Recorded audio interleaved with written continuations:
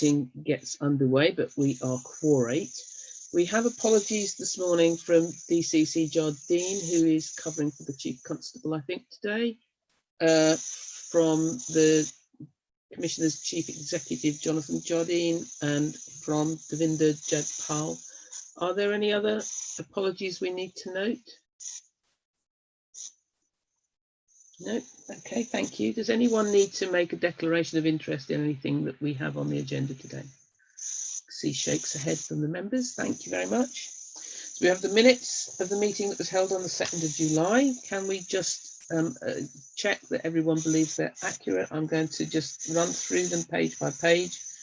If you've got anything you want to raise, just you go off mute now so you can come in at the appropriate point. So page 1, 2, 3, 4, 5, 6,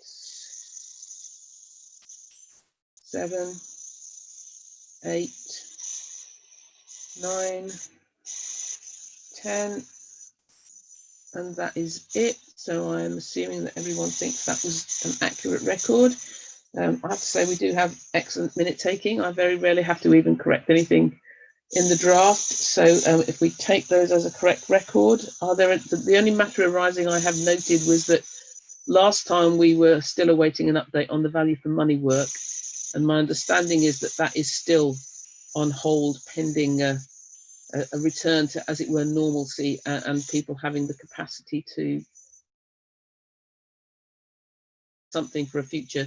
Perhaps rather than have it as matter arising, we'll just note that it needs to be on a future agenda, but I'll take advice from officers as to when there is something to report, rather than continually saying that we've not been able to pick it up yet.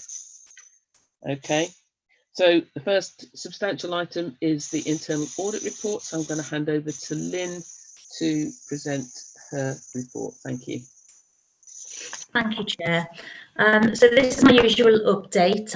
Since the meeting back in July, we've finalised 4 audits, and 4 were in draft at the time that the audit report was written.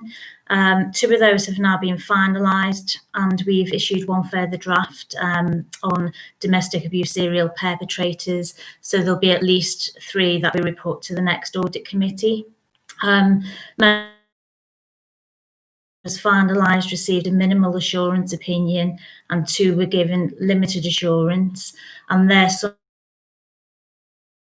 to those in a little bit. 30 audits to date this year, and the implementation rate of the recommendations for those audits is currently 76%.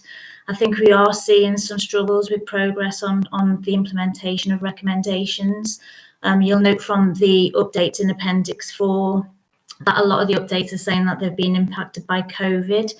So hopefully towards the end of the year, we might see further progress. Well, hopefully we'll see further progress on those recommendations and be in a position to close more of those off.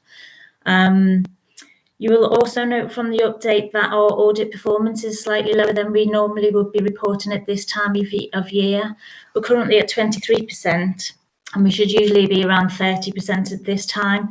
And that's usual because at the beginning of the year, there's a lot more preparation done with a lot more audits closing towards the year end. 23% is low. We should be at 30, as I said, but I think we have been impacted by the COVID and the resource in the force at the beginning of the year. But what I can assure members of now is that we've got those audits up and running. We're about 50% of audits either complete or in progress. And I have got a one-to-one with DCC Jardine next week. So I'll have some discussions with her about how we take the rest of the plan forward. We may need to cut a few audits, put those back through the audit committee in the usual way. But it's inevitable that we were impacted at the beginning of the year. So, you know, I think it's unlikely we're going to achieve the 90% at this stage, but we will keep the committee informed of that. As I said, we've reported on 3 audits in Appendix A, vulnerability, missing and training. I think with a couple of those, they've only just been finalised. So what I have tried to do in the report is give members an update on the management actions that have actually been agreed. I think members might be interested in the missing report, which received a minimal assurance. So this is the second time that this has been reported to committee with the same opinion. We first reported back in December, and we were asked by the force to revisit this area. So we undertook what we called was a full follow-up, but we basically repeated the audit again. And what we found was that there wasn't significant enough progress for us actually to close or change, or stuck with that minimal assurance.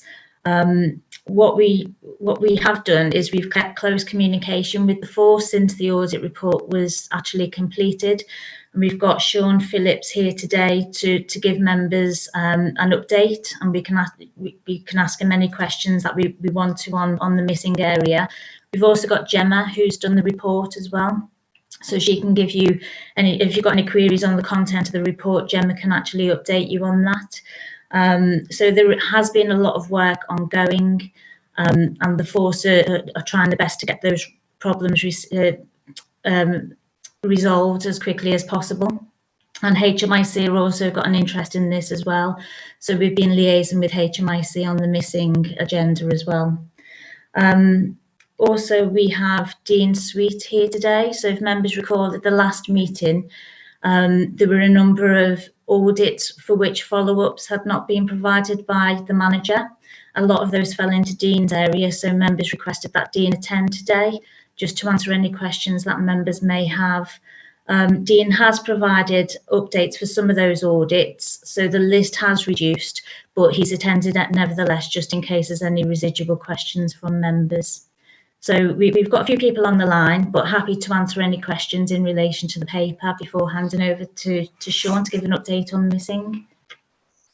Okay, thanks, Lynn. So before we ask Sean to comment, are there any more general questions not on the missing issue that anybody wanted to raise with Lynn on the paper? Gurinder? Yeah, can I thank you, Chair.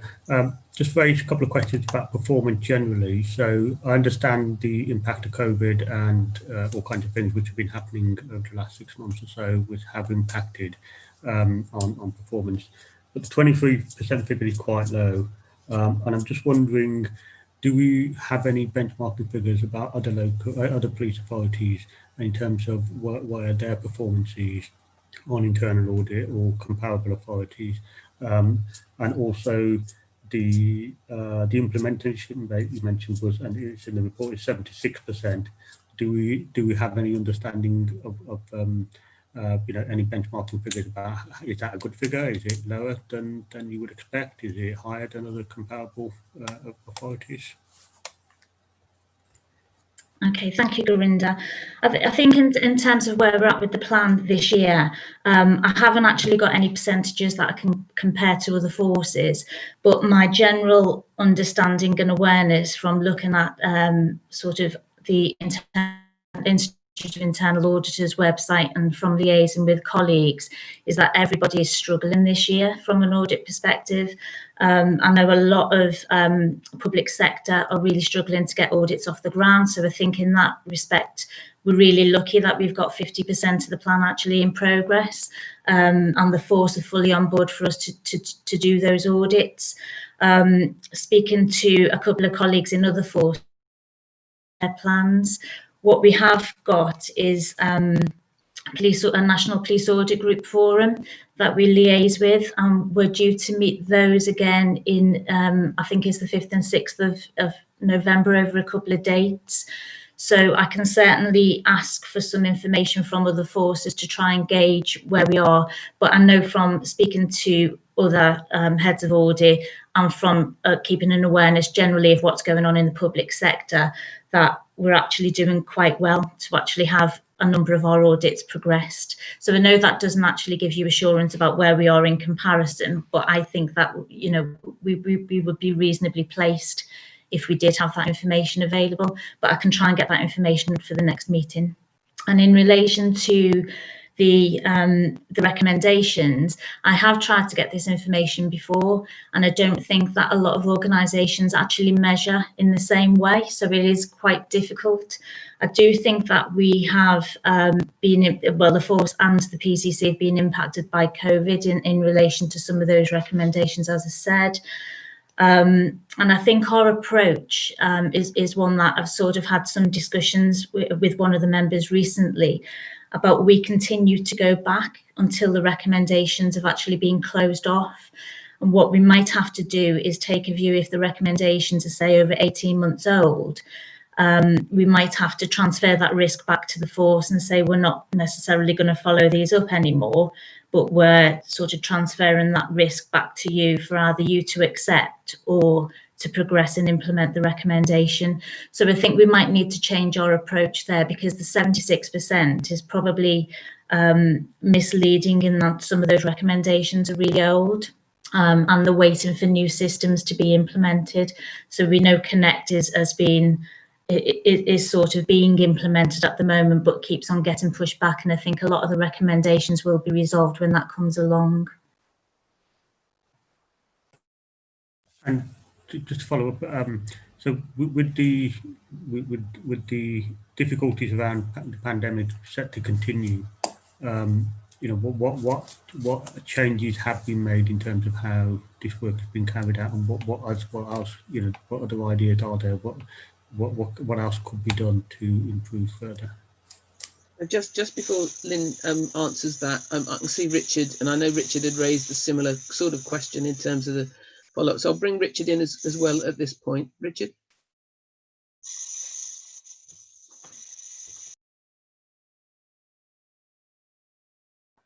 Sorry, I was on mute still.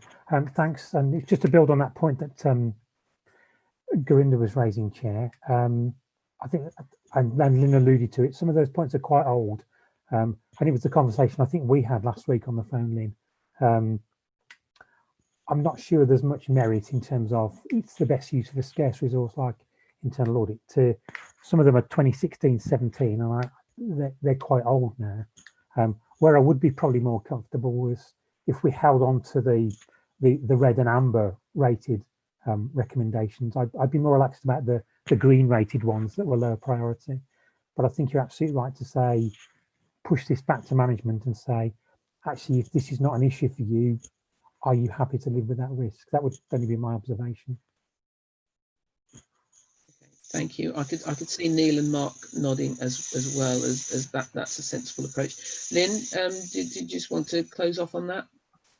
Yeah, I think the point that Richard made is one that we were discussing last week, and it's the significant, the amber and red risks that I would want the force and the PCC to accept the risk around, rather than just completely closing it off, and we would report that back to committee. So we will look to doing that. Coming back to Gurinder's point about how we adapt going forward, I think in the early stages when the pandemic, first came about, and from March we were thrown into working from home, we had to adapt quite quick into doing things virtually and doing things differently. So a lot of testing now is done over Skype with people presenting screens. That becomes tricky when you've got multiple systems involved. So I think although we're very much in this pandemic and working from home, we have got the flexibility now. It's less rigid, and what we are doing is the auditors are visiting Lloyd House and different police sites when we have to do testing of physical records on multiple systems. So I don't foresee that we'll have a problem with working that way. So we've got a bit of a hybrid approach. So we work from home largely, but when we need to, we can visit sites as long as we properly risk assess the need for that. So hopefully, fingers crossed, it should run a bit smoother going forward. Okay. Richard? Thanks, Chair. I think, and Lynn, you and I discussed this recently as well. We can all remember days when there were 5-year audit plans and 3-year audit plans and 1-year audit plans. And I'm just wondering if the disruptive times we now find ourselves in, whether we almost bring that time scale again to a much shorter time frame, and we think in terms of 3 or 6 month plans, but have a much looser kind of resource allocation about anything beyond that. It might just mean you're a bit more agile then, and you're not hostage to fortune for a plan that's, you know, can run for 12 months, particularly in the current environment. It's just a thought. Yeah, thank you, Rick. I think that's worth looking at, and I mean, in essence, that's really what has been happening over the last in this financial year, because everything's been constantly reassessed as, is it viable to do it? Is it necessary to do it? Is there something else that's now come up that actually is far more important? Okay, I can see nodding there. So thanks for that, and I think we'll keep that under advisement. Come back to it next time. Welcome to Brendan. Good to see you, Brendan. Apologies, we had a problem with National Grid this morning. One of their towers has exploded on our land, so we've got National Grid, and they're crawling all over it. Oh dear. Okay. Well, we're in the middle of discussing the internal audit report, and we're just about to bring Sean Phillips in to just update us on where we are with the follow-up on the missing people report. So, Sean, would you want to come in and just give us a feel for where you think things are now? Yes, thank you, Chair, and good morning, everyone. So I have a report that I would like to read some of it to you. It's probably in two parts. So I was hoping to give a high-level overview of the work that we've done over the year and the two audits, and then pause for either questions if that's suitable, or I can go into some specific detail about each particular recommendation and action. I'm not sure whether you would need that. So if that's acceptable, I'll just kind of give you an overview to start with and take it from there. Brilliant. Thank you very much. So in the 12 months from the first audit and the second audit, I think it's fair to say that there has been a considerable amount of work done, certainly with the OPCC, with the HMIC, myself, and some of the strategic leads across the force. What I would say is that I absolutely accept that the plan hasn't been delivered to conclusion as yet, but what I'd hope to do is reassure you that in many cases it's very, very close to completion, and probably over the next 2 months we would expect to see an entirely different position to where we are right now, but I'll explain that. So some of the key headlines in work that's been completed to this point are that we clearly agreed that there are 4 HMIC FRS recommendations around missing people. There are wrapped up, if you like, or supported by the OPCC delivery plan. So with HMIC, we agreed that the delivery against the PCC plan and audit would go a long way, if not completely, to resolving the HMIC recommendations. So that's still an agreement that is ongoing. Our priority is to work towards the PCC delivery plan. What's happened over the last few months in particular is that we've escalated the risk around missing and some of the challenges that we're having to deliver against the plan to our force exec team. And the reason for that is that it's been clear that delivery against the plan has led to identification that there are a number of cross-cutting issues that aren't missing specific. So, for example, the way the force responds to vulnerability, whether it's DA, whether it's mental health, whether it's missing, a lot of the call handling, the assessment, the response issues, and how we deliver our service level agreements seem to be indicative across all of those areas, not just missing. That's made it's made it quite challenging for missing to deliver an impact alone based on its own terms of reference, when there are so many other things that are involved in some of the challenges. So it's a good thing that we've kind of identified this as a cross-cutting issue. I think it's a good thing that it's been raised to a force level, and I'll talk about that a bit more, so that some of the challenges can be dealt with not just in isolation from mission, but for all of those other vulnerabilities. So part of that is that we've escalated the missing threat for the force as what we call a monitored threat. So it goes to our force tactical delivery board now. It's reported on at interim tasking meetings every week. It's reported at the Force Tactical Delivery Board every month, and we have a set of criteria now around service level agreements, things such as do we get there in time, do we risk assess it appropriately, are we making sure that we've escalated all of these issues in a daily performance discussion meeting that we have, and the answer to that is yes, because it's a monitored threat. The Force are giving me help to do that now, and on top of that, we've also got to a position where we are regularly now auditing all of the issues that have been reviewed through the PCC report and audit, and we've done that in July, August, and we're looking to do it in September as well now. One of the issues that the Force has had is that our ability to audit these things has been difficult, and has been probably bespoke to local departments. Because this issue is now cross-cutting, we've been able to get some more support to do some of the broader audit work that we've got. So some of that support is around the appointment of what we call a vulnerability in demand gold. So there's now a gold group set that looks at all of these cross-cutting issues. So missing is front and centre for that.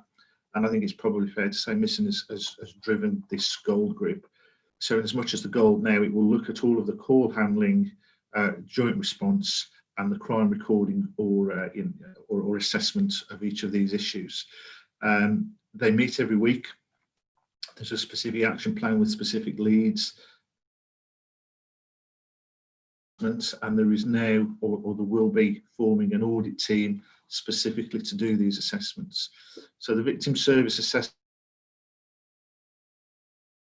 is probably a newer way of auditing forces and organisations. And the victim service assessment in particular looks at elements of call handling.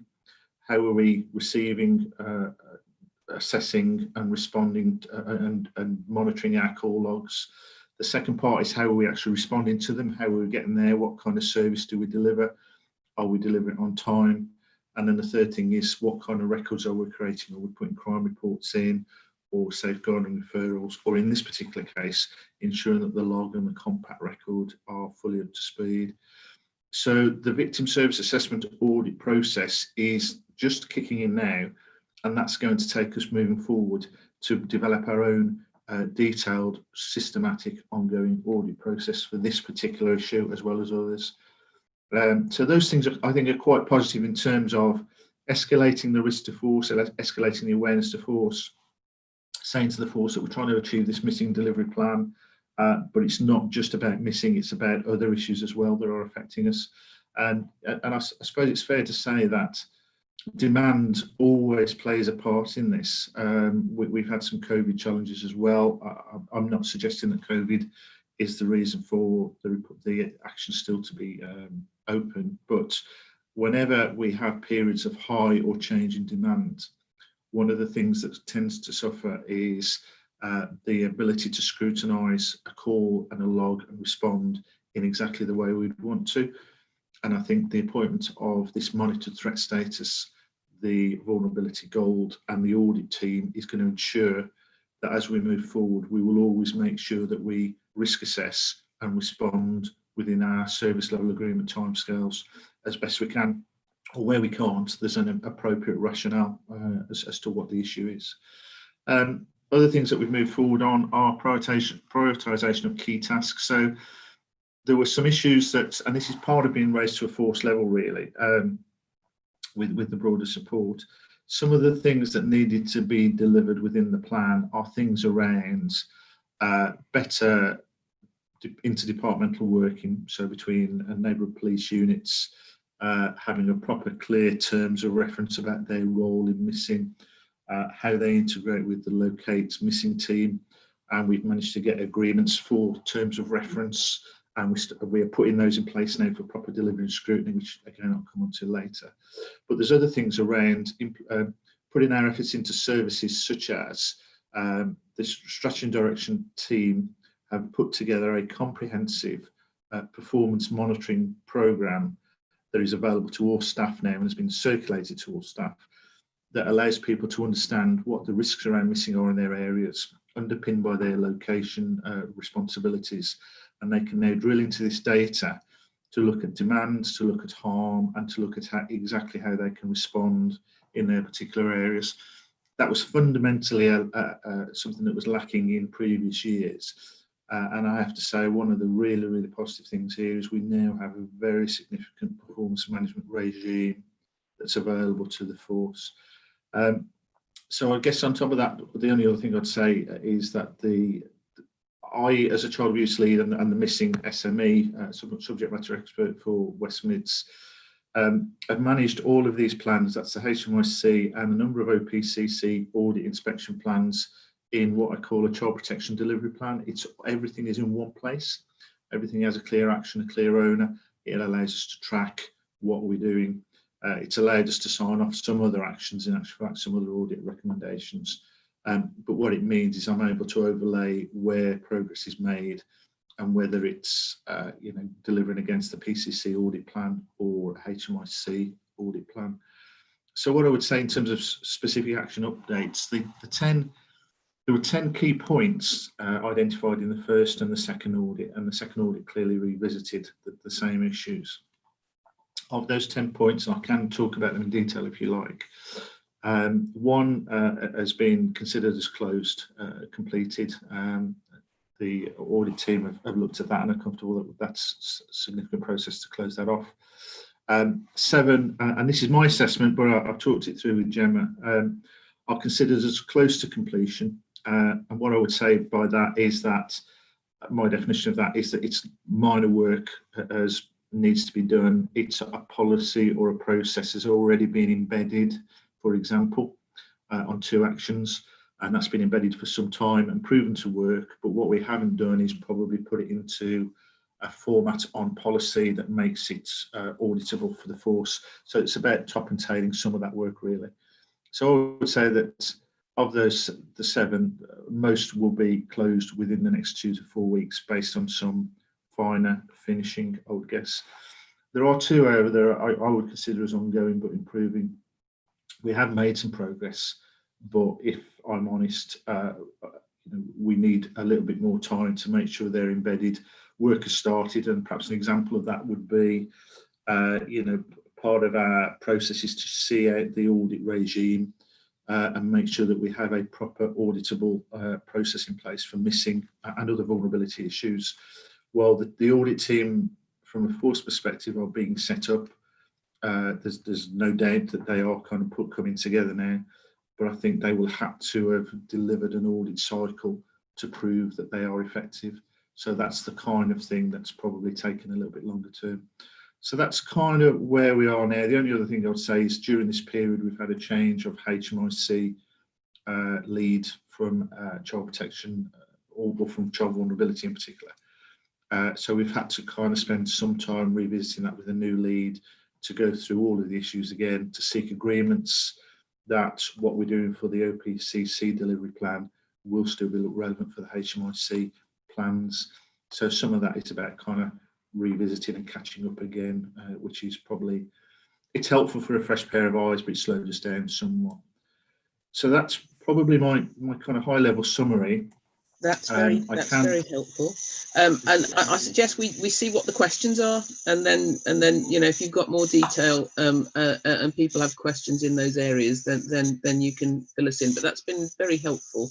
It's clearly important with the follow-ups that A, when it's something very important, that we are rigorous in following up, but B, that we ensure that actually we are allowing sufficient time for change to happen. And when change involves something around culture, that isn't something that happens overnight. So, but it's useful to hear your assessment of where you are with those recommendations. So, can I just see if there are questions or comments from our members? Gurinder? Thank you, Chair. So just start off with a couple of things on.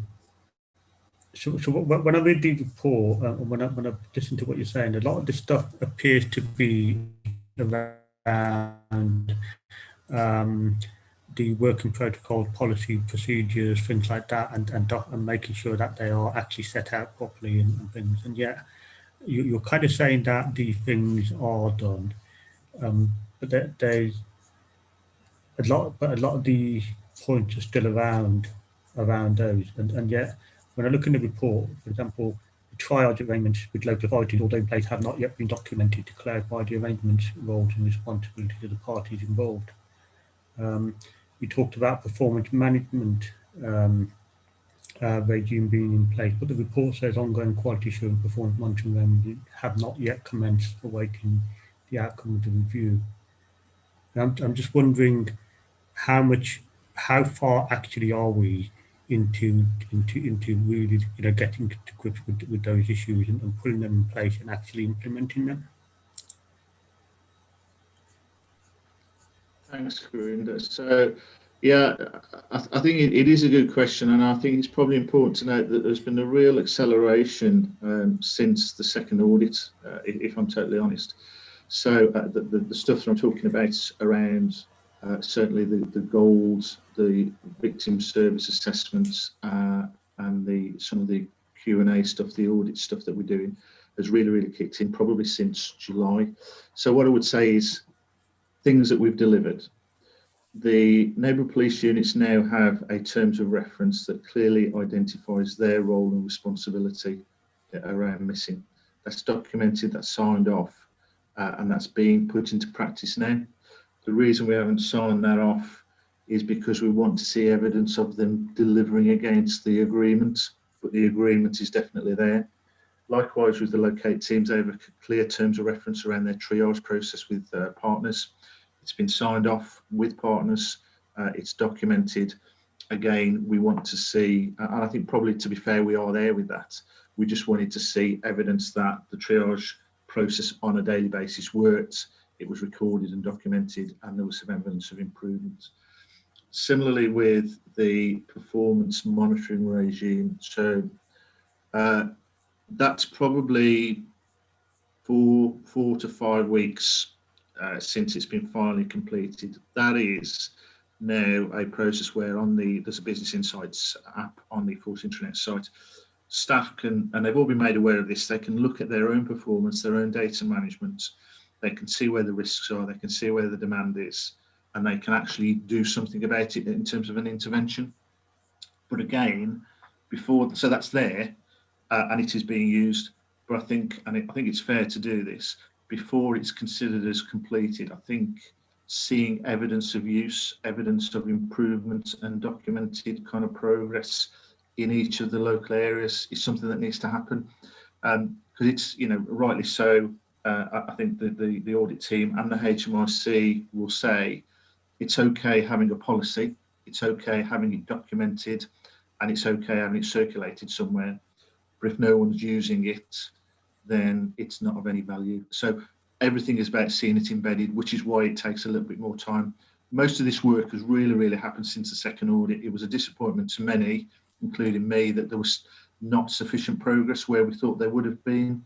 And that was because stuff that we'd put in place last year, we had put these things in place, but they just hadn't embedded. And so our lesson for the second audit is really about making sure this stuff is embedded, making sure that people are doing it, rather than we've just documented a process. I hope that makes sense. I think that's helpful. I think that's the concern we've got, and this is not just come to the audit committee twice now. It's also been to the Strategic Policing Crime Board as well, and the commissioner himself has raised a lot of concerns around this issue. So it is something of massive concern, both internally within the force and the Police and Crime Commissioner's office, but also to members of the public as well. And when you've got, when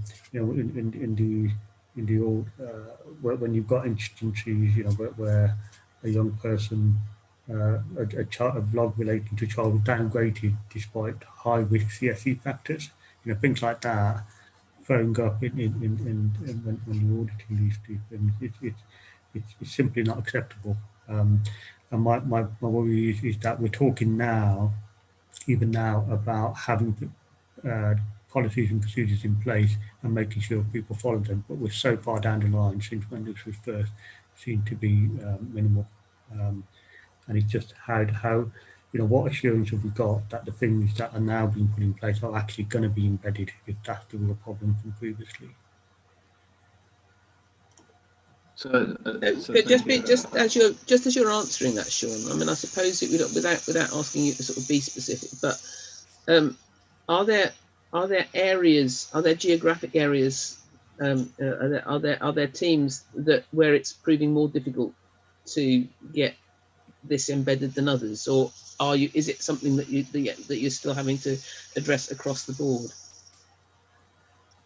So two good questions. I'll answer yours first, Chair, if I may. Call handling and forced contacts are obviously at the front of everything that we do. So it has been a significant challenge around the training of those staff and making sure that their awareness of what to do in missing and any other vulnerability, but this is obviously about missing, is very, very clear. So our audit process and the audits that have been done to this point have focused significantly on that. And Gurinder, if to try and answer your question, I guess, a lot of the detail is embedded within things like, are the 12 questions regularly being asked in every missing case? Or if we are having a missing case that is graded correctly, is it the right grade? And then are we achieving our service level agreements in terms of that grade? And if we're not, what are we doing about it? Are we escalating it to staff, to supervisors, so things can be done?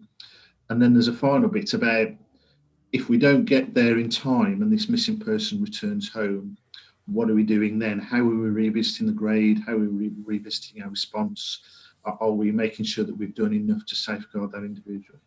So those are just an example of kind of 5 or 6 key areas within call handling alone that are really the main focus of prioritising roles, responsibility and risk management.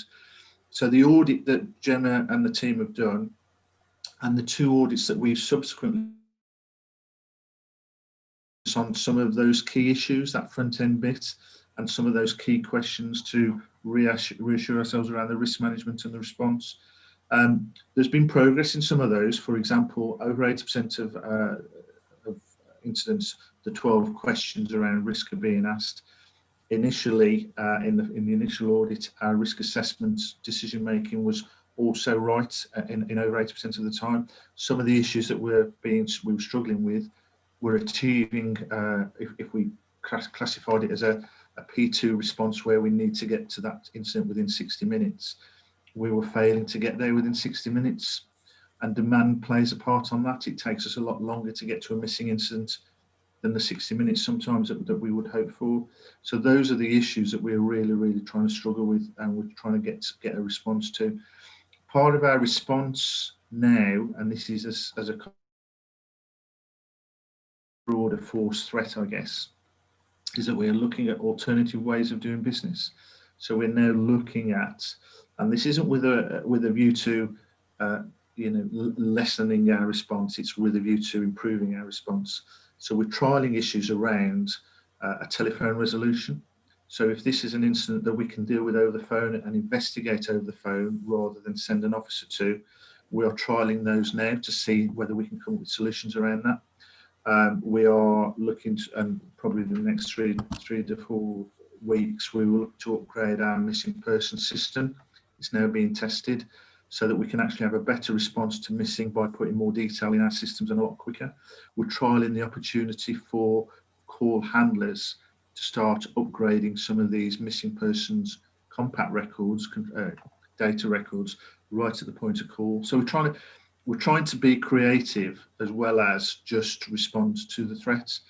And part of that creative solution does involve technology. It involves an element of trial and error, pilot and evaluate.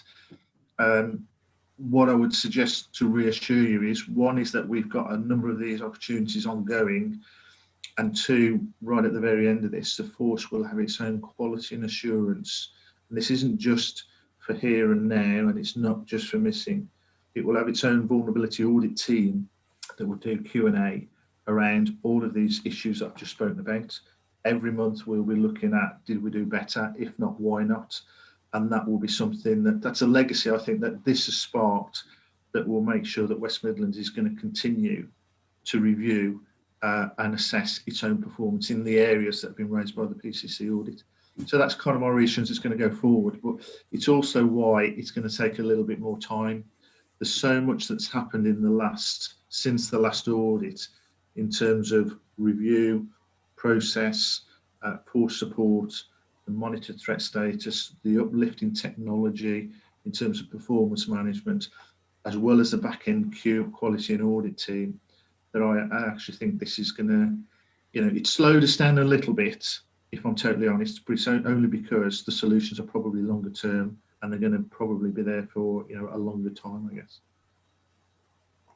Okay, thank you for that. Well, clearly this is something everyone's taking very seriously. I'm going to take Brendan, and then we'll need to move on. Thanks, Brendan. Sean, one of the growing concerns across the force is the number of logs which are left open. So do we know day by day how many MISPERS logs are still open, and what the resolution of those is likely to be? Because obviously if we've got a growing backlog of open logs, and a proportion of those are MISPERS, my concern would be that whilst we put the front end in place, we're not actually closing off the final resolution of what's happening. So is there someone in the force who is looking at that on a day-by-day basis? Thank you, Brendan. Yeah, the short answer to that is yes, absolutely. So one of the things that has happened and will continue to happen now is, and it started because we've escalated missing as a monitored threat. Every day now, and for some time, every log that is a missing log is reviewed in our force threat, risk and harm meetings, which we have at 9:30, 3:30 and 10:30 in the evening. The chair of that meeting, which is the superintendent, gets the information around how many logs are open, how many of those logs are missing logs, what grade are those missing logs, and how many are what we call unallocated. They haven't had a resource allocated to them. And the superintendent's role in that meeting 3 times a day is to focus resources to be allocated to that missing log so we can deliver against the threat that it poses. Just as a quick example, probably 5 months ago, I'm ashamed to say we were probably looking at 80 to 100 open missing logs without a resource allocated to it on a daily basis.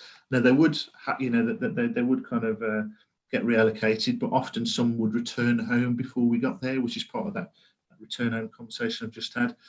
That number now is more like 15 to 20. And those logs, which considering the demand that we're under, is a significant improvement.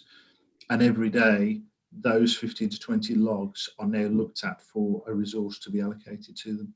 So that's part of the ongoing daily review that we now have in place, which I think is a real significant improvement. So what I would say is, of the 10 recommendations, the majority, I would say, are kind of 80 to 90% there. There is some stuff around just making sure for a little bit longer that the success that we've had or the progress that we made is actually embedded. But the short answer is yes, it's there and it's measured daily. I think, so going back to Gorinda's point then, what we're looking for is an assurance that the system works from both the start and also the finish process. So some data on the open logs and the mechanism for closing those on a day-by-day basis, and what the average length of an open log is, would, I think, go a long way to demonstrate that actually we've wrapped this up as a process that goes from the front end right the way through to the closure part. So I think if you could generate that data for the internal audit team, I think it'd be really helpful. Thanks. Yes, we can. That's very easy to do. I think the only thing I would say is that what are improvements in a lot of areas, missing, like everything else, when demand is high, the length of the log resolution kind of just does expand. So that does kind of fluctuate with other demand. And that's part of the issue around the vulnerability gold, is to try and make sure that even in periods of high demand, West Midlands Police are prioritising vulnerability issues to get there sooner, to resolve quicker, above some of the other issues. But certainly, Brenda, that's data I can provide through Gemma, if you like. Just so. Thanks very much. Chair, Thanks for Chair, that. Chair, can I just quickly? Pretty quickly, if you can, because we've had nearly an hour on this. Yeah, I think what we've heard, I want to thank Sean. What we've heard is a lot more detail this time than previous times, and I think in terms of how things will be working and stuff. I suppose the point now is to let it bed in and stuff. So just to then ask, when will this be coming back to the audit committee, and when, and you know, what's the timeline, just so that we can see that progress in place as well. I'm not sure whether the timing for the follow-up has yet been agreed, and it's important. I think that point I made at the outset, that we don't that we're not too anxious to see it come back, and therefore can you know, as it were, write in a failure still to have met some of those targets, because these aren't overnight things. So have you agreed a timeline, Sean and Gemma, on the follow-up, or is that still being discussed?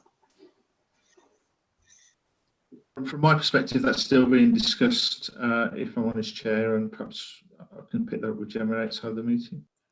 Yes, we don't want to impose something on you that isn't sensible, but clearly once that work is done, we will return to it.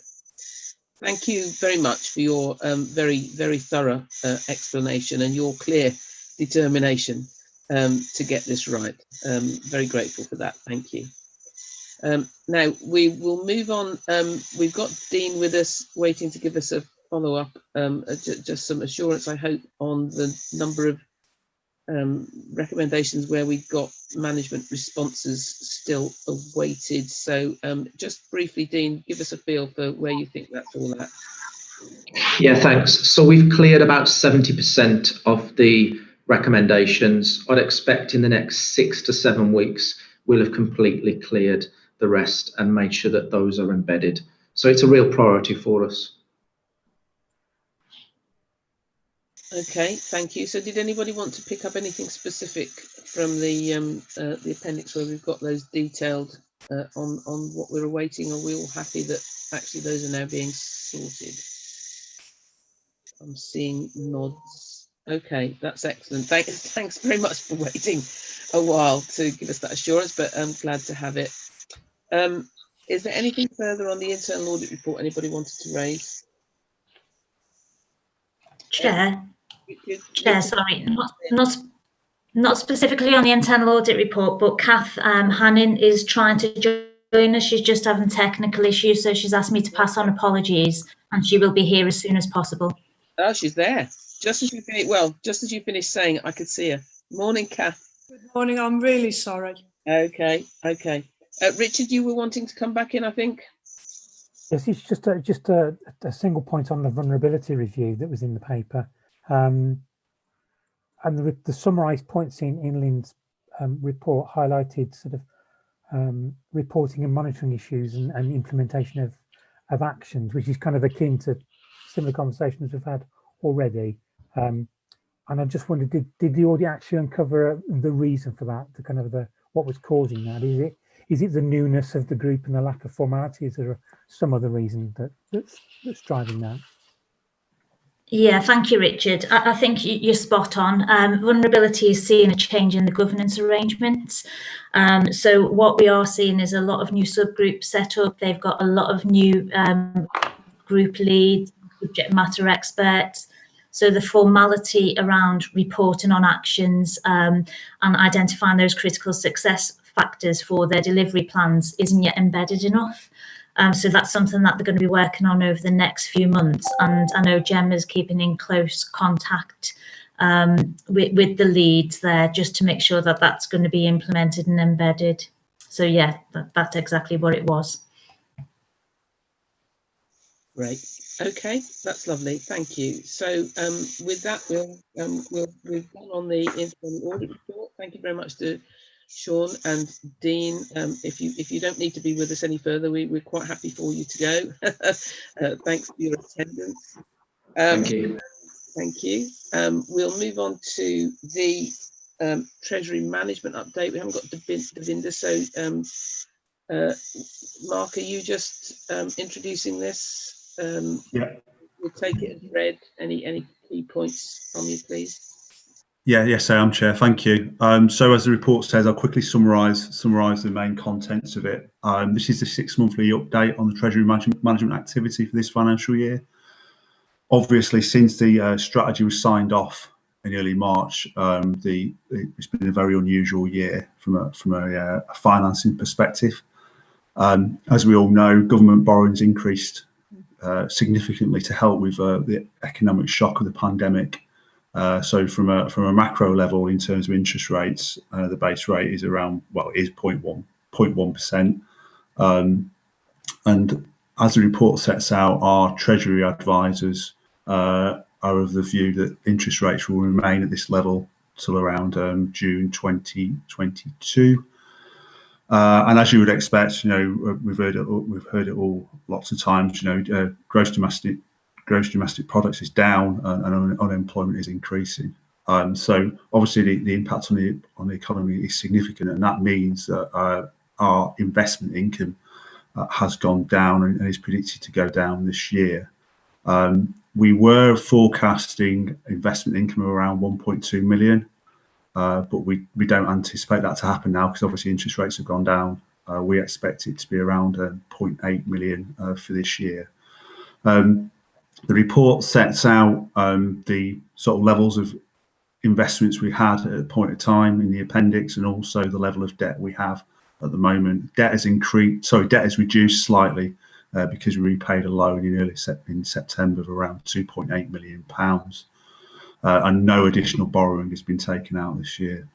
So in terms of the investments, as I said, the appendix details where the PCC's money is currently invested to attract interest. Committee is aware that we invested £5 million in the CCLA property fund, and that fund was suspended early in the year due to the pandemic, based on Financial Conduct Authority guidelines, and it's now coming out of suspension. The reason why it was suspended is mainly because of the turbulence in the markets and getting valuations for property. We need to remember that £5 million investment, though. It's likely that it will have gone down in terms of value, but not significant. And we anticipate, because it's a long-term investment, that value will be recovered. Members will be aware that property investment is a sort of portfolio of different types of property, including industrial sort of wholesale sort of premises, retail, and also offices. The report also confirms that the prudential indicators that were set when the budget was approved are in line with the parameters of the actual budget. Thank you, Chair. Thank you, Mark. Well, as you say, it's been a very unusual period. There won't be anything in that report, I think, that will surprise us. Are there any questions? No. Okay. Well, it was very clear. There's not a lot we can do about it. So thanks very much for the report. We'll note the position. And if we can then move on to the report on Her Majesty's Inspectorate. We've got Shamim Ahmed with us. So a good report, Shamim, but if you could just talk us through the key issues for you. Thank you, Chair. Good morning, everyone. You've all had the report, so I'll run through the summary of it. So at the start of it, I talked about the 2 inspections that the force were likely to receive. First one was the COVID inspection, which was looking at COVID-19, how well everything is working and what learning is being gained. Is the sector dealing with the problems it faces and the opportunities to make sustainable improvements? And in essence, HMRC are looking in this for good practice, any areas for improvement, and we'll be making national recommendations, which the force will be looking to adopt as soon as they are published. All forces are required to share key documents and also carry out a self-assessment. So I can confirm that we are currently doing that as we speak. And then a number of forces were also identified for further inspection. So I can say that West Midlands is not one of those forces. So we won't be having that further inspection. So the second inspection that I highlighted in my report was around the joint thematic inspection into the police and CPS response to rape. So the lead inspector is HMIC for that one, with Her Majesty's CPS Inspectorate supporting as well. So this one, they're looking at it through two phases. First phase is what are the barriers to progression of rape reports up to the decision to charge. And then we've been one of 6 forces that have been inspected as part of that phase 1. So with this one, we've been once again asked to provide a number of key documents and a number of case files which are with HMIC at the moment to draw out a sample that they would like to come into force to review. Naturally, with the recent announcements by government around COVID, it's one of the areas that we're exploring at the moment as to whether HMIC will still be comfortable to come into force to do that, or whether we need to work out an alternative arrangement in terms of how we facilitate that part of the inspection. And then they'll also be looking to speak to a number of key individuals, including frontline officers, senior leads, etc. And once that report's published, then we'll be looking to see what the recommendations say in respect to those as well. And then it's not on the report, but as of Monday last week, the Home Secretary commissioned HMIC to carry out a thematic inspection into police forces' management of protests. So West Midlands Police is one of 10 forces that has been identified as part of that inspection process. My understanding is so this is an inspection that will be carried out and reported on by end of November, with a report being published for January. So very tight timescales and very quick turnaround for HMIC. Once again, working with them around providing interviews, which with this inspection will be remote interviews. But once again, we've got facilities in place to put that into practice. So then moving on, inspections carried since the last meeting. So there have been no inspections carried out since the last meeting and reports, but there are a number of reports that have been published once HMIC started working, having reviewed its COVID status. So the first one is the State of Policing Annual Assessment of Policing in England and Wales in last year. So this one was published at the start of July, and this is Sir Tom Windsor's annual assessment of policing across England and Wales. In it, he recognised the sensitivities and dedication of police services in collaborating responding to COVID-19. He asked for that collaboration to continue.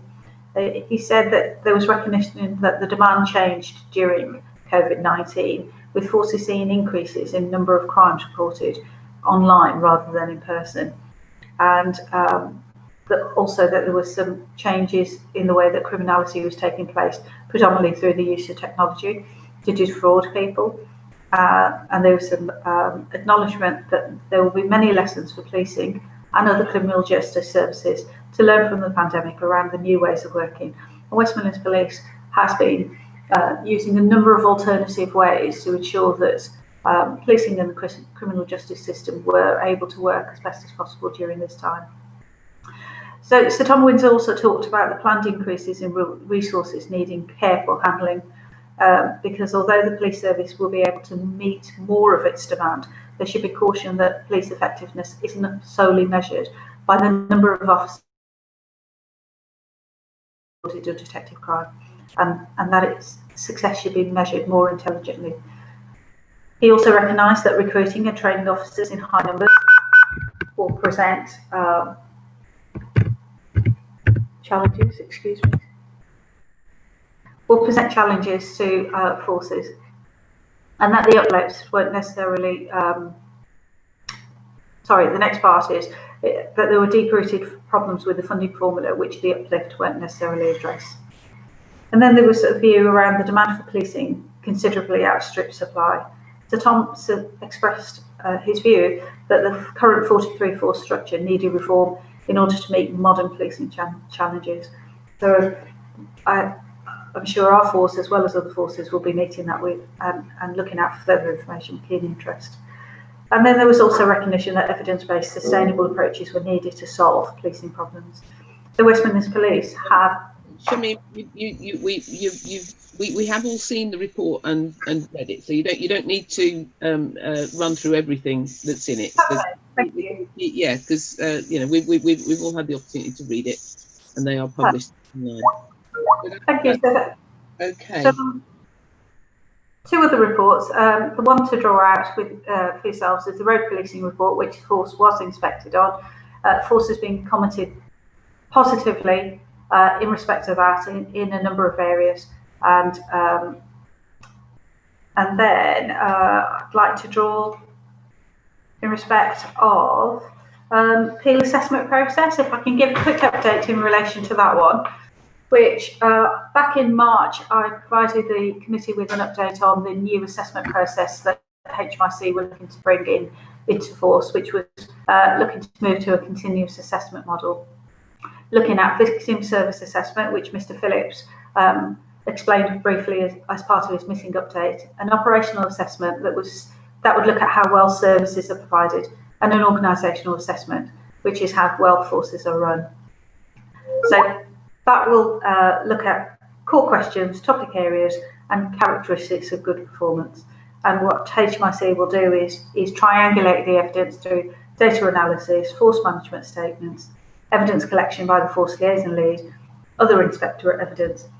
The other thing that committee should note is that HMRC are looking to introduce a fifth category of grading. So previously we've had outstanding, good, requires improvement, and inadequate. What HMRC have recognised is that there's a big gap between the requires improvement category and then the good category.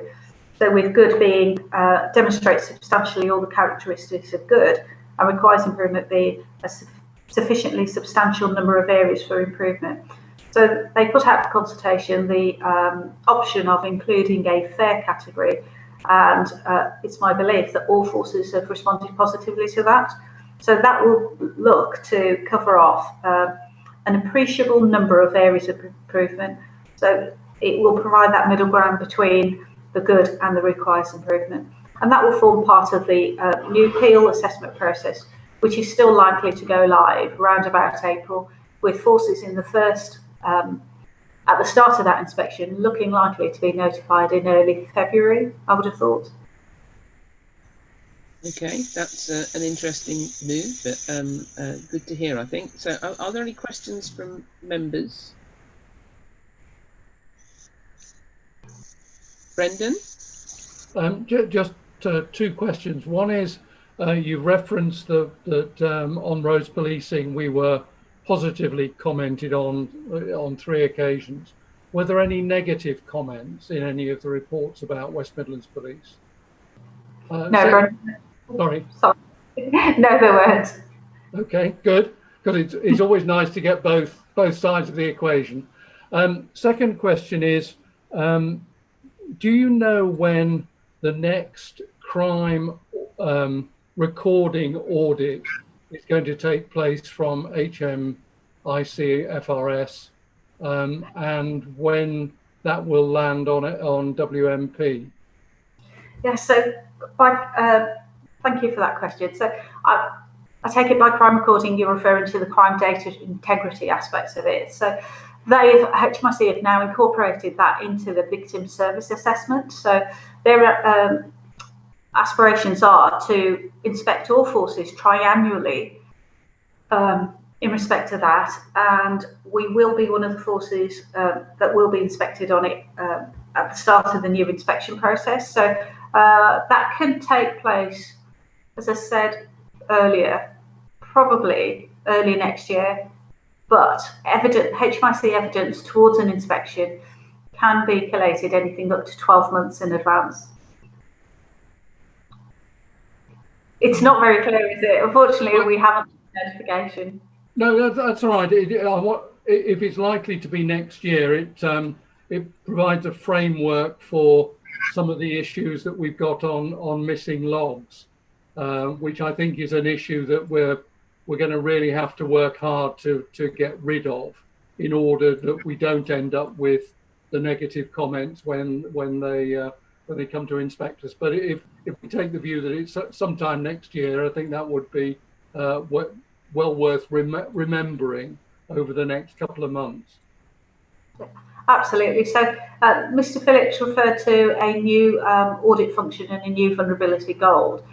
Marm Jardine has introduced CDI into that, recognising those overlaps and interdependencies between crime recording and key areas of service delivery. So the new vulnerability goal is working cohesively to address the crime data integrity issues as well as the vulnerability issues. Right. Thank you. Thank you, Brendan. So if I can just pick one final thing up with you, Shamim, you mentioned that some forces, not all, they're doing a revisit in terms of COVID response. So was that random, or was that because there were some forces where they were a little...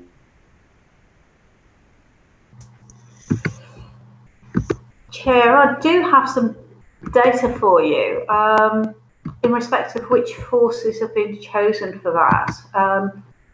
Could I share it with the committee members after this meeting? Yes, that's fine. Yeah, that would be helpful. Thank you. Right, thank you. Okay. So thanks for a very full report. Very helpful. So we'll move on then. If no one has any further questions, and the next item is the risk management report. So who's kicking off with this? I think that's probably me. Okay. Sorry, Chair. The fraud and corruption reports, the next item, I think. Or am I getting mixed up? You're not. You're absolutely right. I'm sorry. I'm standing you down again briefly, Harry. Sorry. No problem. You're quite right, Mark. I had skipped over item 8, the anti-fraud, bribery and corruption policy. And from what I read of the introduction, this hasn't changed except that some officers' titles have changed, and that's been put right. Am I right? It's substantially the same. Yeah, that's correct. As part of the update and review of it, I consult Neil and the head of professional standards to make sure it's still up to date. Obviously, we have our progress report on activity, and I think that's due in December. So that's when members are updated on what activities against this and what's happened in line with this policy. But you're right, Chair, everything else is the same as last time. Thank you. Are there any questions on it? Then we will formally note the minor changes to the policy, and then we will move on to the risk management report. So back to you, Harry, please. Me just doing a minute or two to set out some context about my role, as I'm still relatively new to the organisation, and this is obviously my first slot at the Joint Audit Committee, if that's okay. So in terms of the role, I think there's context that's useful for the committee to know, but it's also relevant to the OPCC more generally. Early priorities around the role as head of strategy and direction, I guess, are threefold. So one is to rebuild the strategy and direction function within the organisation. And that will then be able to provide services to the organisation, but also to this committee and to the OPCC. Second priority is to assist with the rollout of the This Work Matters 3-year strategy in the organisation, which obviously was sort of paused earlier in the year due to COVID.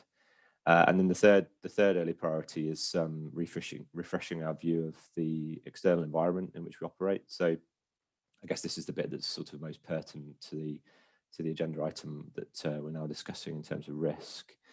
So it's the governance, risk and organisational learning part of my team that acts as the gatekeeper, I suppose, for the Forces Risk Register. And in my first 3 months in the role, due to some of the pre-existing vacancies in the team, what this has meant is that it's been myself who's picked up the Corporate Risk Register from the Chief of Staff, Emma, who would have probably provided the most recent inputs into this committee. I've been receiving updates from various departments on their risk registers and risks to be considered for the Forces Risk Register. And I've taken these to the Deputy Chief Constable and to our Risk Organisational Learning Board. And that met at the start of September. And that's the only time it's met during my time with the force. And indeed, it's the first time it's met since Vanessa Jardine took over the Deputy Chief Constable role. So she chairs that committee. So on the basis of both receiving updates from departments and having the discussion with the DEP and the Risk and Organisational Learning Board, I think we felt that there was a need to rebalance some of the content in the risk register. And equally, feedback from this committee that I've read or been made aware of around including trend information in the register, but also including additional COVID risks or some wider COVID-related risks has helped with doing some of that rebalancing.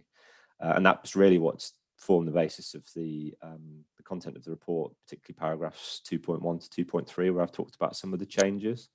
So I wasn't intending to talk through all of those, but I was going to pause now to see if there are any questions about either those changes or the individual risks. Okay, thanks, Harry. Does anybody want to raise any points? Richard?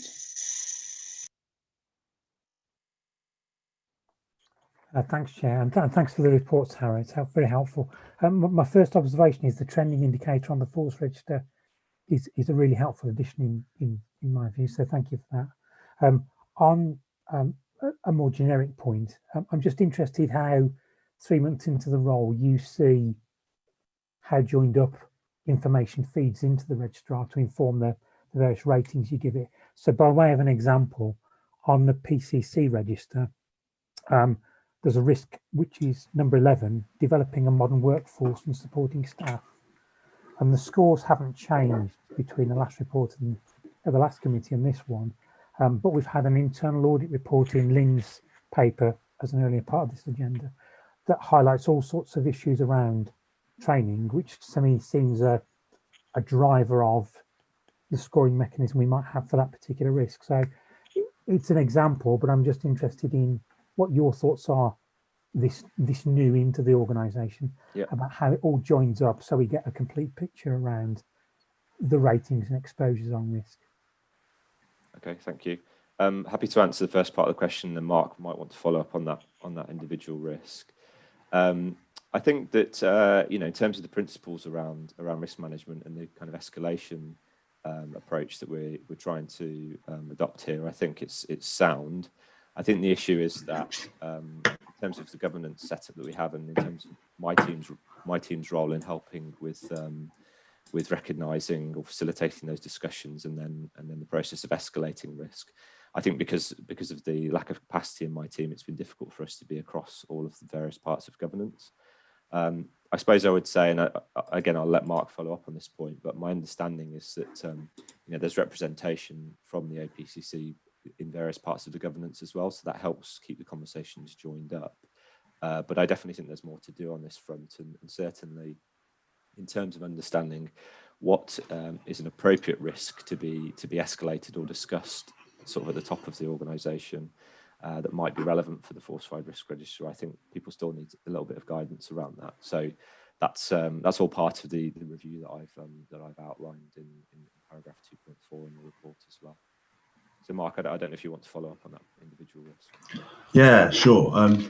Thanks, Richard. I think that's a very, very good observation. I think the risk register at the moment in the OPCC does point out, as you say, that point around developing a modernisation. And I know the force with the PCC has done a lot of work around recruitment and things of that nature, things like the Uplift programme and becoming more efficient to sort of identify resources to recruit more officers. But I'll definitely take that point back around the training point and how that links to the risk register, because it's obviously very important in that context. Thanks very much, and good observation, Richard. And I'm glad you asked Harry that question, because it was on. If nobody had asked him, I was going to. Kath? Yes, thank you, Chair. Just really an observation about the vulnerability boards last week. And there is a definite focus on trying to unpick where responsibilities lie, and also establish who's responsible for the activity and performance that underpins some of these boards. So there's another meeting tomorrow with force personnel, primarily within the vulnerability public, re-establishing lines of communication and lines of responsibility throughout all those boards. So I'm hoping by the time I go to the next strategic board, this will look like a much clearer picture.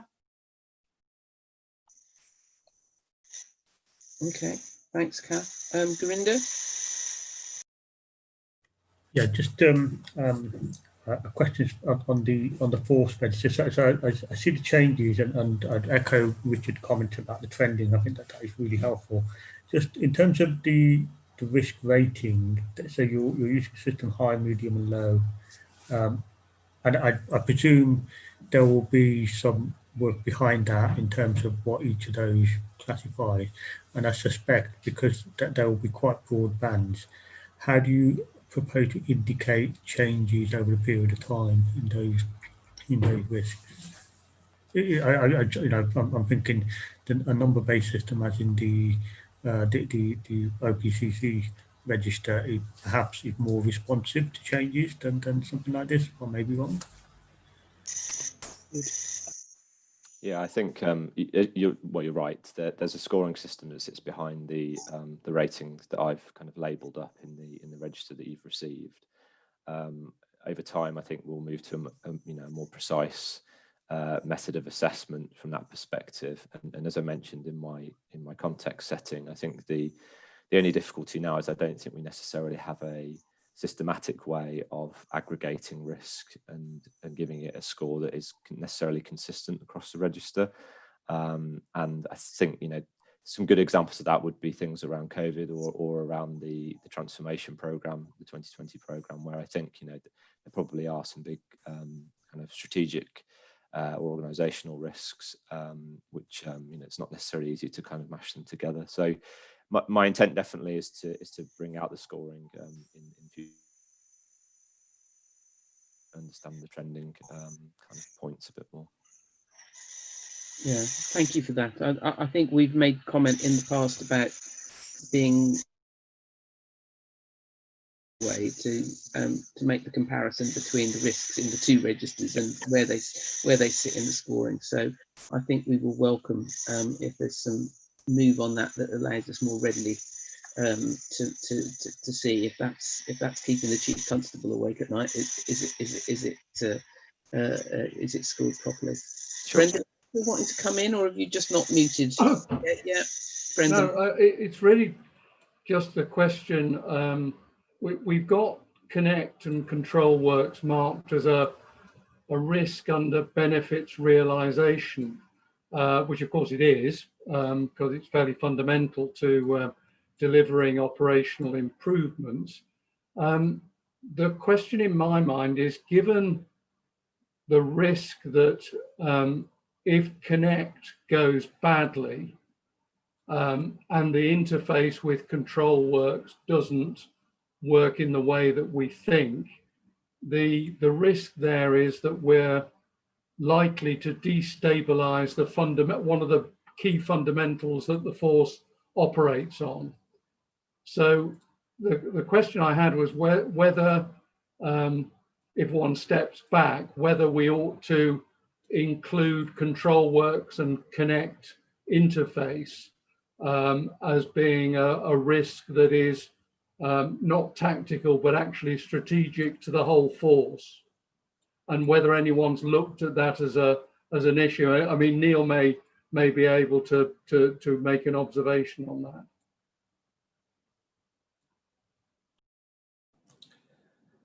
Yeah, Brendan, I think you're right. I think the primary focus at the moment, as you say, is on, the implementation of the individual systems and concentrating on the project delivery. And that is obviously, as Harry said, around monitoring the 2020 delivery for all those legacy products that we've got. So I guess from a financial point of view, we feel like we're over the worst, if you like. I mean, I think Connect and ControlWorks to some degree, but probably a lesser state, has been a bit more bumpy than we expected it to be. But it feels from the relationship we've got with suppliers, the deliverables that we're seeing coming through, we're in a lot more comfortable place in terms of the actual implementation date. So the biggest issue really now is around. I'd be interested in Harry's view about how that sort of collates as a risk perspective, because obviously at the moment it's being addressed through individual projects. They've all got their own individual risks associated to them around specific timelines, and I'm feeling like we're in a better place, but as you say, maybe we're just not articulating the risk in its entirety just by concentrating on the benefits realisation.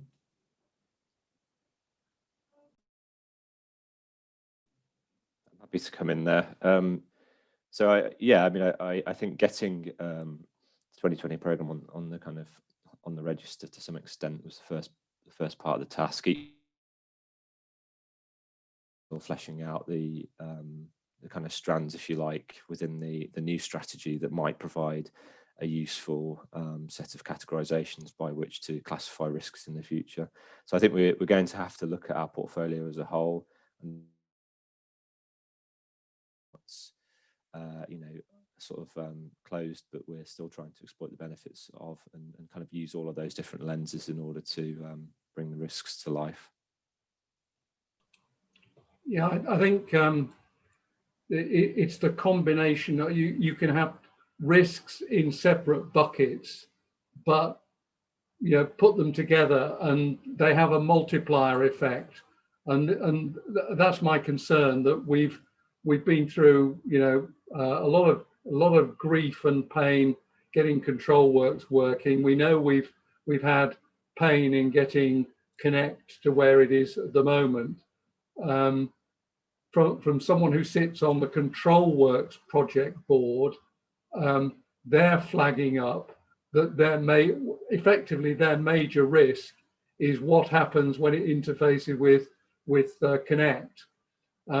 And I just wonder whether, if you look at it from the other direction, whether Connect are saying, actually, if we don't get our bit right, actually the repercussive effect on all the other systems is actually much greater than just simply the effect on Connect.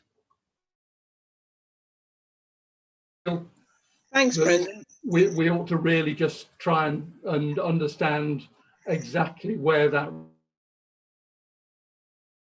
make sure that we've got a sense that we need to watch it. Thanks very much for that, Brendan. I mean, it's not really the role of the audit committee to generate the risks, but I think you've posed a really good question, which I'm sure Neil will take back and just examine how far that, as you've graphically described it, that multiplier effect has or has not been recognised so far, and it may well be we'll see that reflected next time once they've discussed it. Some really interesting questions coming through. Thank you to members for those. Thank you, Harry, for your first report to us. We'll look forward to seeing more of you in the future. I don't see any further questions, so we'll close that item and move on to the report from External Audit. Is Emily or Alex going to present this? Emily. Chair, I'm going to take the progress report. I keep getting a message that my internet connection is unstable, so if I do cut out at all for any reason, just raise a hand or let me know, and I'll make sure that you get all the information. So turning to the progress report, if I can just start by apologising, there's a rogue page in there, so page 5 shouldn't be there because that's from the last report, so we'll just gloss over that. But I can give you an update.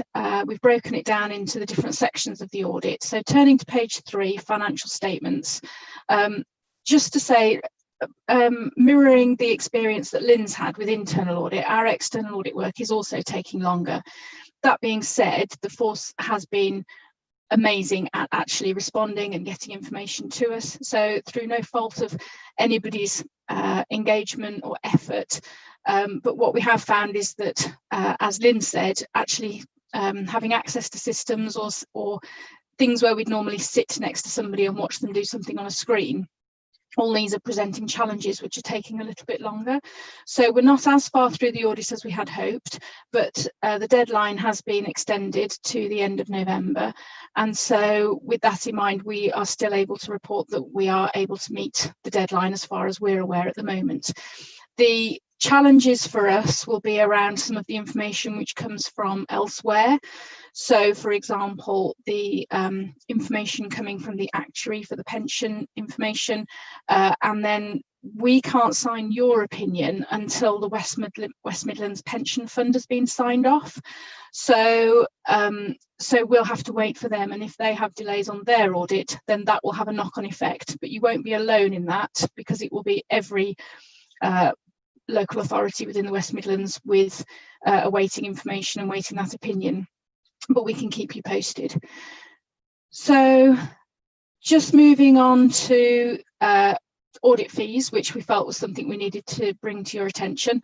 I know that there's been a lot of information out there in the press. The Redmond review hit last week or the week before, and we have got a slide further down in the progress report all about that.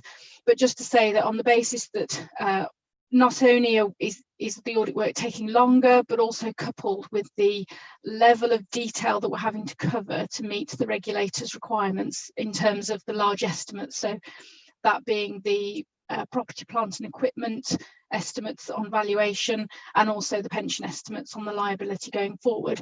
So we're having an ongoing discussion with all our clients, and also with PSAA, and I know that that the government or the department is actually saying that yes, there's a recognition that audit needs to be given more prominence and greater resources to enable it to provide the quality service to the public. So I shan't say any more on that at the moment, but I'm happy to take questions later on. Turning to page 4, value for money, we are still in the program. The work is still in progress. We have progressed quite a bit. I think that the delay for us has been because, and this is the same across the whole public sector, the financial planning, the landscape has changed. So income is less certain, expenditure is less certain, and I know that the force has delayed the refresh of its MTFP only by a few weeks, but that knock-on effect means that our work is slightly behind. So we're engaging. We've had meetings with the force, and we're obviously looking at reports as they're coming through. We've got another update later this week. So again, by the end of November, we should be able to give an opinion on that, or a conclusion on that. At the moment, we're just looking at financial sustainability. We did assess whether there should be a risk in there around COVID-19, but we felt that because it only hit for about 2 weeks of the 1920 financial year, that we wouldn't include it in our risk assessment for this year as a significant risk. But we are asking questions just to make sure that that remains the same all the way through. So we are doing some work in that area. Finally, just to say that other meetings, we are meeting with people. It's working really well when we actually get the technology working, which I know that so we've been having phone calls, which is never as good, but they've been really engaging, really supportive, and that will continue obviously as we go through the audit. And we also have had to postpone all our events where we would bring people together. So the events that we've run in the past for members of the audit committee to come together, we've just put all that on hold at the moment, which I'm sure you understand. So glossing over page 5, audit deliverables. What I've done is just to make you aware of our timescales. I've actually written through the original date and put in a revised date so that you can track and see where we are with that. The joint audit findings report, we have drafted that as far as we can. Just to give you a very brief update on progress, because that was obviously written 10 days ago. We are still writing up our work on PPE evaluations. Pension workbook, I've said that we're waiting for information to come in on that, but all the other information has been written up, and we're now at the point where where it's coming to myself for review, then it will go to Alex, and we'll be having those conversations around the final stages of the audit. We have met with the Chief Constable, so we have talked him through where we were at that point, and when we finalised our audit findings report, we'll share that with him, and we have a meeting in the diary to meet with the Police and Crime Commissioner. So in terms of us engaging with those charged with governance, it's all in the diary and ready to go and aligned with our deadlines. So the sector update, I don't propose to go through this in detail. I know that there's a great sort of discussion we've had around the HMIC FRS information that you've already had, but we do put those at the start of our sector updates because we feel that that's where your prominence should probably lie. But just to draw your attention to, we have a COVID-19 update, which is quite long, but it does give some scenarios. So it starts on page 14, and it gives you example scenarios for 1 and 2. And then also page 19 is the Redmond review, where if you wanted to read any more on that, then you could. So I'm happy to take any questions. Thanks very much. Neil, you wanted to come in? Yeah, thanks, Chair. Just a couple of observations, really, and just to supplement some of the work that Emily's done. So I did want the committee just to recognise the fact that, as Emily stated, that the finance team have been working remotely for a good 4 or 5 months, and still being able to deliver what we needed them to do, both in terms of business as usual, responding to COVID, and supplying information to the external auditor. So that's been a real positive, I think, over the last couple of months in terms of how the team have risen to the challenge. And again, just touching on the value for money work, as Emily rightly said, you know, that Mark and I have purposefully sort of taken stock around the medium-term financial planning position, and the lack of certainty we've currently got, not just around COVID and the impact that's having around not just additional cost and recovering that cost from the Home Office, but equally around, you know, council tax collection rates, impact on tax base, and what that might look like going forward. So we've tried to wait as long as we can to give us as much surety in terms of our forward projections. We've still been doing the work in background. We've been monitoring the assumptions. We've been factoring all those scenarios together. But in terms of formally coming up with a plan, we purposefully have sort of delayed that until the middle of September. So that work will be completed this week. Obviously, the backdrop of that is we're still only getting annual settlements. So we're virtually living year to year in terms of our income flows. The comprehensive spending review is due to be made in autumn this year, which would have been a 3-year projection, which would at least give us a bit more clarity about our income from the government, as well as our council tax flexibility levels. At the moment, we're still hearing that could be just a 1-year review with the pressures of COVID. So that you know, Emily is exactly right, but I just wanted to warm up the committee to, when we do talk about value for money, there may be some criticism of the force for not having a lot of clarity about where it's going to be in 3 to 5 years' time. And we certainly take that, you know, constructively, but understand the context that we're working in. Absolutely, thank you, Neil. Are there any questions from colleagues? No. Well, it's good to know that, and actually, it's a it seems to be a phenomenon that the whole of the public sector is feeling, that actually people are working from home, but they're working extremely hard. They're working extremely effectively, and the work that they're doing, you know, is absolutely excellent. Even though, you know, it was unplanned, and in many circumstances, people are working from kitchen tables and strange spaces and trying to mind. We should pass thanks on to everyone who's worked so hard to make sure that nonetheless the work gets done. So if no one wants to come in on that, then we've got the external audit, joint audit findings. So take it from what Emily was saying, is Alex going to report on this? Yes, please, Chair, if that's okay. So obviously Emily's already touched on sort of where we are in terms of the audit at the moment. Normally I would have expected to perhaps bring a more complete audit findings report to this committee. Obviously because of the delays, predominantly around remote working, that hasn't been possible. And perhaps just to wrap some context around that, it's just worth saying that you're not alone. We are finding more generally that audits are taking a lot longer. We particularly saw that in the NHS, and that continues to be the case in local government. So rest assured, this is not unique to West Midlands Police. In terms of the report, then, I wasn't going to go through it on a page-by-page basis, but perhaps just talk through a little bit about the report. So the audit findings report effectively brings together the findings from our audit to date, covering both, normally it would cover both the account side of things and also the value for money.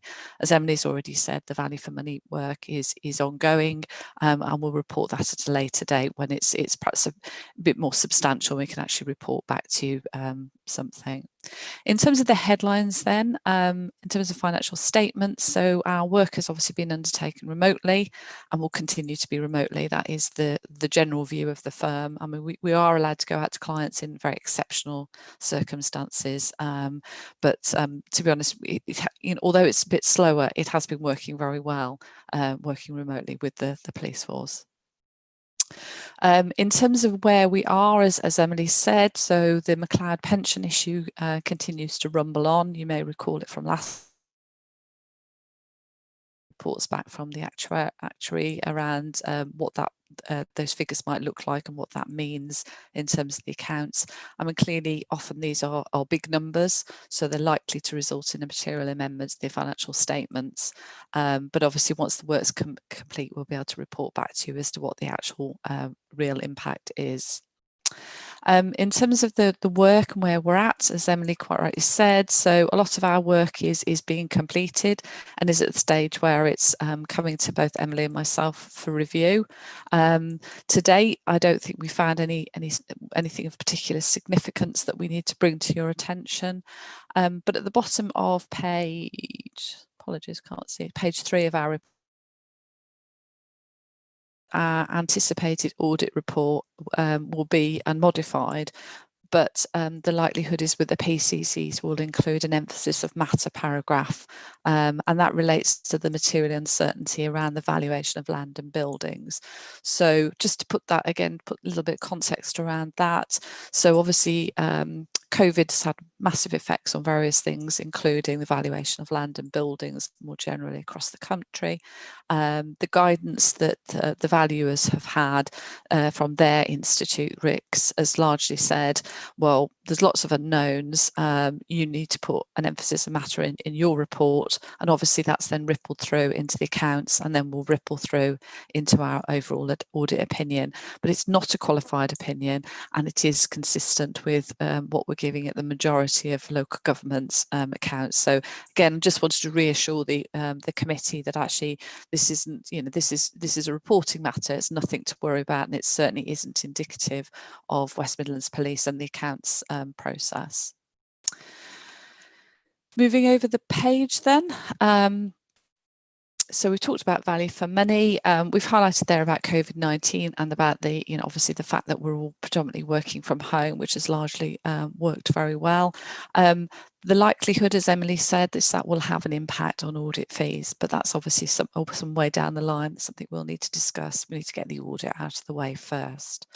And I'd just like to reiterate what Emily's already said about the finance team and just say thank you. This working from home is not easy. Especially when you've got little children, which fortunately I don't have, but actually it must be a complete nightmare for certain people who've got rogue cats and dogs and things like that. So I do want to say thank you very much to the finance team, because you've been very responsive. I wasn't necessarily going to go through the rest of the report. I mean, the report is very much structured around what the expectations of the auditing standards and what we have to report to you. So it's looking at things like the significant audit risks that we've highlighted earlier on in the year and what we're doing about them and what our findings are. I'm happy to take any questions around the report, though, if there are any. Are there any? I'm seeing shaking heads. So I think we'll wait till you're finished. then we'll ask questions. I was interested in your road cats and dogs. I have to say, on these online meetings, I have to say, people with dogs seem to have far more trouble controlling them than people with children. So yeah, I've seen some where the cats walk across in front of the camera, which yeah. Well, cats at least are not barking at you and that's true. drowning out the sound. Thank you very much for that, Alex. Thank you. So again, thanks to all of you for your work and persistence in following this through under the circumstances. If there aren't any questions, then we'll close that. You will see that we've taken the pragmatic decision performance indicators for external audit this year. It didn't seem to be something that would add value in the circumstances. I hope everyone's happy with that as a decision. I see people nodding.